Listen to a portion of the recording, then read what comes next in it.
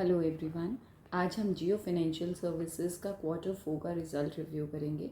जियो financial services, जिसे हम पहले रिलायंस स्ट्रैटेजिक इन्वेस्टमेंट्स के नाम से जानते हैं, ये एक Mumbai based financial services company है और रिलायंस की सब्सिडरी है, रिलायंस इंडस्ट्री की।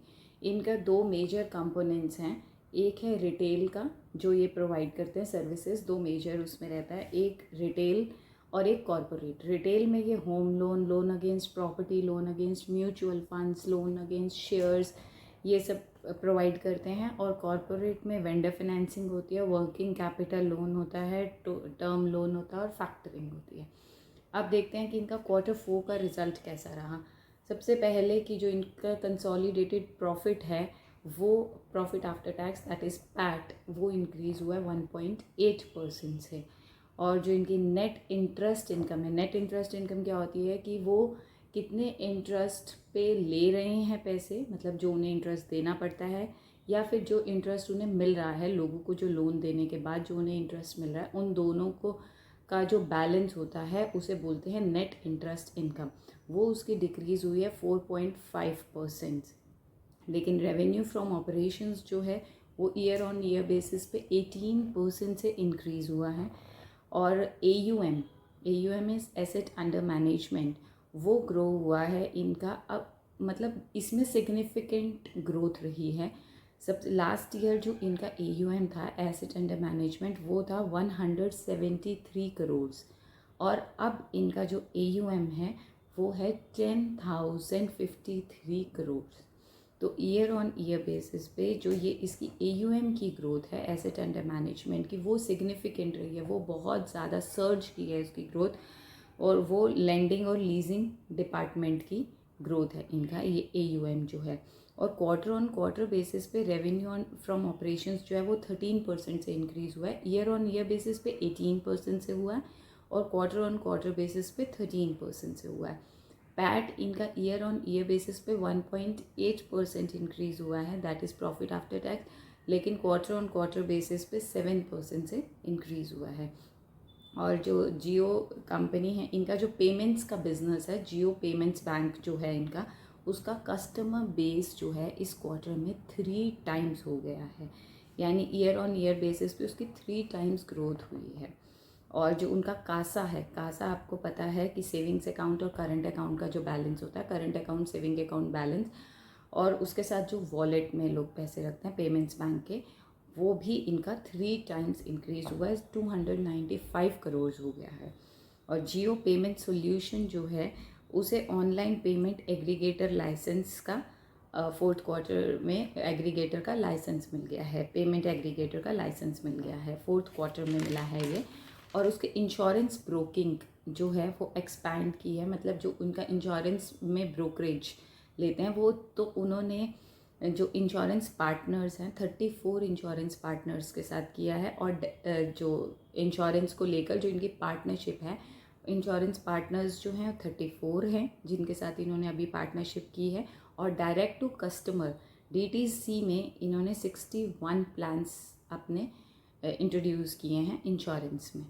कंपनी जो है मेजर फोकस जो है जिस सेगमेंट पे कर रही है, वो 7 लाख रुपीज़ से स्टार्ट होकर इनकम जो है लोगों की जिनकी 7 लाख से लेकर 100 लाख्स तक है, उस सेगमेंट को टारगेट कर रही है कंपनी।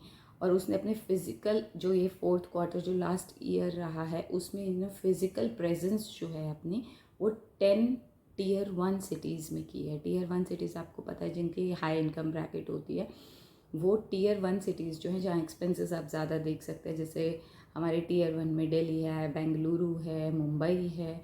तो टीयर 1 सिटीज़ जो हैं उसमें 10 टीयर 1 सिटीज़ में इन्होंने अपनी फ़िज़िकल प्रेजेंस अभी बढ़ाई है। और जो पहला इन्होंने अपना डिविडेंड अनाउंस किया है अभी तक का, फर्स्ट डिविडेंड है वो है 0.50 रुपीज़, दैट इज़ 50 पैसा पर शेयर। इन्होंने अपना डिविडेंड अभी ऑब्वियसली इन्होंने बोर्ड के आगे सजेस्ट किया है, जो AGM में अप्रूव होगा। ये प्रपोज्ड डिविडेंड है।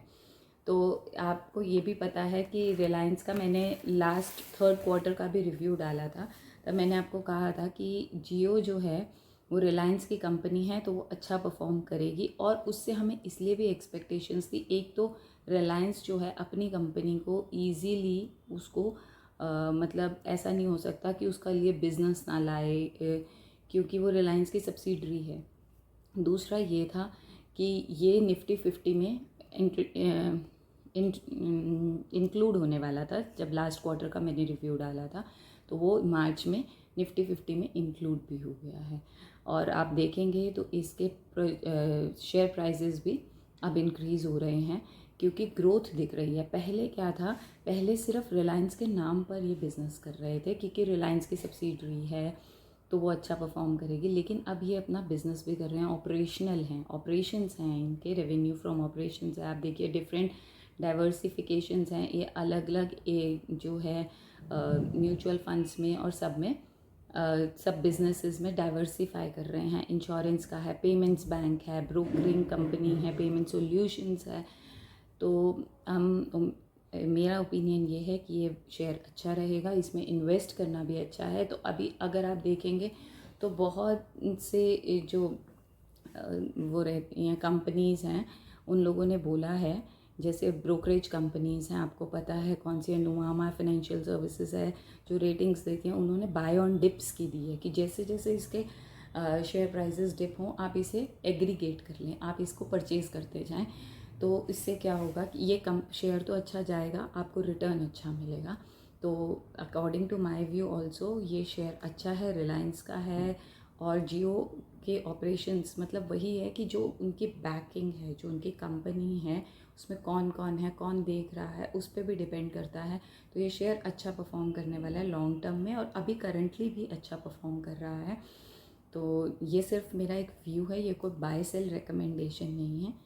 और Q4 में इनका अच्छा रिजल्ट रहा है, निफ्टी 50 में इंक्लूजन भी हो गया है इनका, इन्हें एग्रीगेटर का लाइसेंस, पेमेंट एग्रीगेटर का लाइसेंस भी मिल गया है। तो ऑल आर पॉजिटिव्स। सिर्फ एक इनकी नेट इंटरेस्ट इनकम जो है वो डिक्रीज़ हुई है 4.5% से। आई गेस वो धीरे धीरे रिकवर कर लेंगे। तो ये था जियो फाइनेंशियल सर्विसेज का Q4 का रिज़ल्ट। आपको वीडियो अच्छी लगी हो तो लाइक कीजिए, शेयर कीजिए, सब्सक्राइब कीजिए और कमेंट करके बताइए और कौन से कंपनी का आप Q4 का रिज़ल्ट रिव्यू देखना चाहते हैं, या फिर आप किसी और स्पेसिफिक टॉपिक पे वीडियो देखना चाहते हैं। Thank you for watching.